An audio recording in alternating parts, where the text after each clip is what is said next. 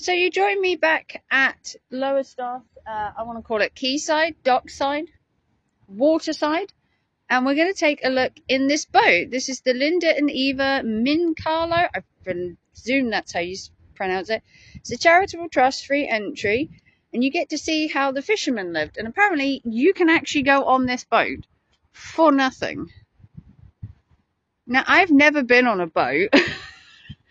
So my little sea leggies, I know it's stationary, but forgive my sea legs. So we're going to go on and have a look, I guess. I've never been on a boat in my life, so... Okay, see, look, free entry, donations appreciated. We'll donate something at the end. So follow the correct route around the vessel, which is marked by coloured arrows as instructed by crew members, or appropriate footwear. Mind your head, do not run. Okay. Followed the way around the vessel, I guess. No entry, follow arrow. So we just walk round this way.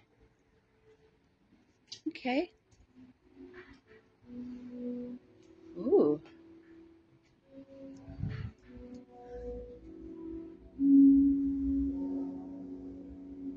Wow, look at that. Okay, so this is obviously where they would have slept and watched telly, apparently, with very, very good wires. Oh, I'm stuck. So this is the big, heavy doors, because obviously, you know, boats have a tendency to flood. So this is the Lydia and is it Mincarlo? How do you pronounce it? Mincarlo. Mincarlo. It comes from the little islands around the Scilly Isles, the name comes from. There you go. Yeah, it used to be the Brea, Roosevelt, and Mincarlo. They say they're all islands around the Scilly Isles. Okay. There you go. Some information for you there. Perfect. Give me one of these. Are you happy just filming around as you go around? Yeah. I'm just videoing it for YouTube. Okay, then what you're actually on is what we call a Lowestoft sidewinder trawler. Okay. It was built in 1962 in Lowestoft, and the engine is built in Lowestoft. And it's called AK diesels. These are what we call mid-water trawlers. They fished in the middle of the North Sea, whereas Howell Grimsby and Fleetwood, they fished off Iceland for cod. The bulk of the fish they caught on the Dogger Bank was plaice. So Lowestoft was one of the biggest fishing ports in the UK. Okay. And there was over 130 of this class of boat worked at Lowestoft in the 60s. Lovely. Perfect. And a crew of 11. You start work at 15 on these. But basically, you're working your way through here. You've got the crew shower on top. 10 of the 11 crew share there. Then the mess room and galley. Wow. And that second arrow going that way, I'll take you down to the crew's cabin. Just go down facing the ladder. Oh, okay. 10 of the 11 crew. Then you go through the engine room. The engine's still in working order, but it's disconnected from the shaft and the prop, so it doesn't work. But the engine works, but the shaft don't. Okay. Perfect. Then that's the captain's shower and toilet. Then you go up the stairs. You've got the captain's cabin up there, then the wheelhouse. And when you finish there, you come around to the top deck, and you work your way up onto the foredeck. There's a museum down below. Wow. When you come on here when it was in the fishing mood, this fishing gear is identical on both sides. These are called the gallows, and they're the trawl boards. There's one forward and one aft. These big boards are either side of the mouth of the net, and they keep the net wide open while it's towing on the seabed. But if you have any damage, most of them fished on the starboard side. That's the side. But if you have any damage, that's port side. Port's on that side. I do know some. I've never been on a ship, but I do know little terms. Okay, then. So basically, if you have any damage to the starboard side nets, disconnect it from the big trawl winch, reconnect on the port side, and carry on fishing on the other side. So they went to sea for 12 days at a time, and they had 2 days in port. And that's the way they work. The only time you see the whole fleet in was on Christmas Day, but on Boxing Day they would start routine. I don't know much about fishing. My granddad was a farmer. Oh, well, that's it. My family are farmers. Yeah. Well, this fish from actually 1962 till 1975. Then it was converted into an oil rig standby vessel. Every oil rigging installation in the world's got a ship on station 24/7 for emergencies. And then we had the Piper Alpha disaster in the late 80s, and that was the end of these boats. They were completely phased out. Such a shame. Yeah, that was a massive disaster. You remember the Piper Alpha? You know, 150 works were killed off Aberdeen. One of the biggest disasters in the oil business. But basically, you only carry 7 ton of water on it for 12 days, so the only shower the crew allowed is on the last day. Water's priorities for cooking and drinking. And before you sail from Lowestoft, they used to load 20 ton of ice on board. So the fish is iced down. So basically, the first thing the cook do on arrival, he put the dry stores away. So that was the vegetable locker there. Yeah. And then he put all the dry stores away, and he takes the fresh meat up far where the ice locker is. And then he'd dig holes and bury the meat in there because there's no fridges and freezers. No fridges and freezers. Yeah, and the cook was the only one who didn't work on deck. He was specifically here to cook 3 meals a day. Let's just work your way through. Perfect. Young girl's video, so you can't mess Yeah, comb your hair, but you've got a lot of comb. Wow. So this is the mess room. And these are called fiddles. Obviously stops your plate. Plate from moving around. Yeah, no expense paid on the comfort on the seats. Well, I've just sat on a bus that honestly. That's the skylight. There's one in the galley and one in the mess room, and they do so it's fresh air and daylight in bad weather. The original galley stove in the galley was diesel, but later on, when you went to Ulrich Sambo, they converted into a gas-fired galley range, so it made life a bit easier, a bit safer as well. It's all right. I'm not getting faces on camera. You're fine. The cook didn't work on deck, so the cook on there would actually turn to about between 5 and 6 in the morning. They would make fresh bread or rolls.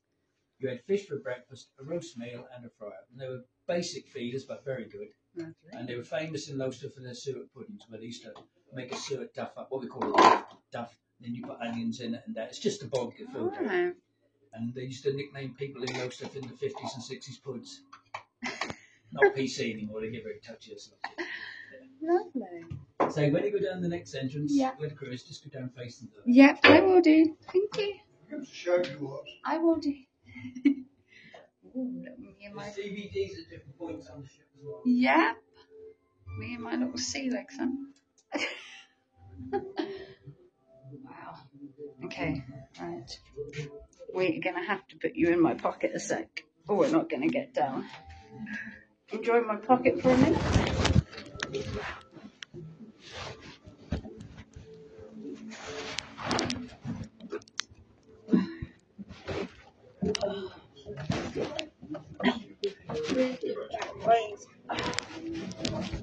Okay, you can come back out of my pocket now.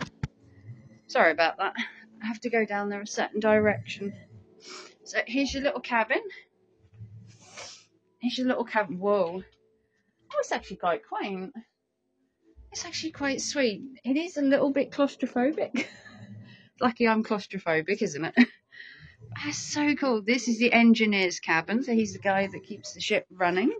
Tip-top shape. Apparently heavily snores.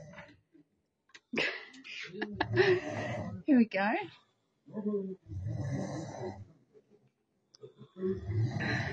Wow.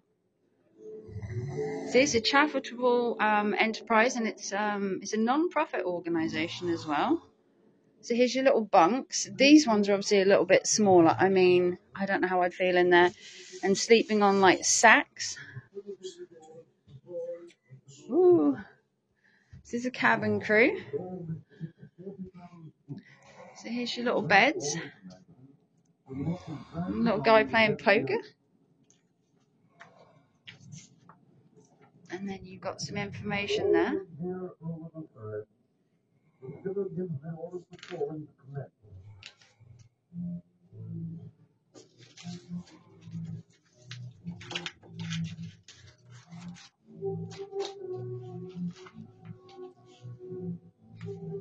Let you watch that for a sec.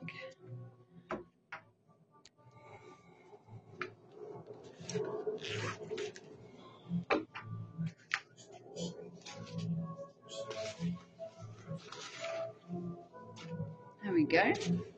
Oh. So as you can see, it's really tight fitting. Space-wise, obviously you've got life jackets. And they obviously had a ladder that goes straight down. That was the ladder you saw from above. So, you know, in case of emergencies. So you've got 8 bunks for the crew facing the diesel stove to the port and the side mate. Obviously, I don't know. My little sea legs. So there's the little diesel stove heater. Can you imagine living with someone that snored that badly? So you got all your little bunks, 8 of them in total. So it's quite cramped, but you do each have your own little kind of section. Again, more people snoring. And then this is bunk number 5. So you've got another little bunk again. This one's got more storage compared to the rest. And this is the first mate's cabin. So obviously he gets a nicer cabin, I want to say. Obviously, you know, the first mate is the guy that the captain relies on. Wow.